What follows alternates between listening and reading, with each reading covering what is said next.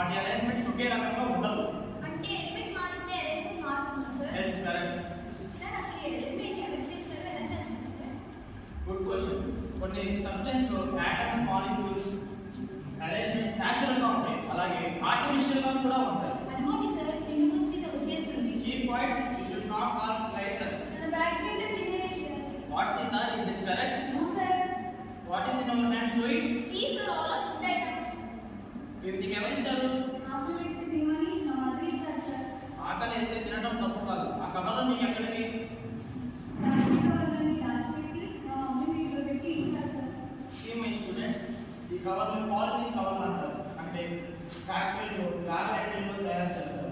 అంటే వీటిలోనే మాలిక్యూల్స్ ఏవి సార్? కార్బన్, హైడ్రోకార్బన్, పాలిఎథిలీన్ ఉంటాయి. అవి మన కంటికి కనిపించవు సార్. ఎస్, ఇవి మనకు హాని చేస్తాయి. ఇవి మనం తినే ఫుడ్తో పాటు కలిసి మన బాడీలోకి చేరుతాయి. వీటిని ఎవరు కనుగొన్నారు సార్? అలెగ్జాండర్ పాక్స్ అనే బ్రిటిష్ సైంటిస్ట్ ఆనాడు ఈ హార్మ్ఫుల్ కాదు. మరి ఇప్పుడు ఏమైంది సార్? మన అవసరాలు వచ్చి కవర్లు ఎక్కువైపోయి అంటే కలర్స్ కెమికల్స్ వాడుతున్నారు. ఇందులో ప్లాస్టిసైడ్స్ కలుగుతున్నాయి. ప్లాస్టిసైడ్ అంటే ఏంటి సార్? నిశ్చిత మీలో రియలైజేషన్ కనపడుతుంది. ప్లాస్టిసైడ్ అంటే మనం తినే ఫుడ్తో పాటు కలుస్తుంది. బాడీ ఒక్కసారిగా వీక్ అయిపోతుంది. సార్ నేను ప్రతిరోజు ఎక్సర్సైజ్ చేస్తాను సార్. నాకు నేను చేయలేదు సార్. అది పాయిజన్స్ అంటారు.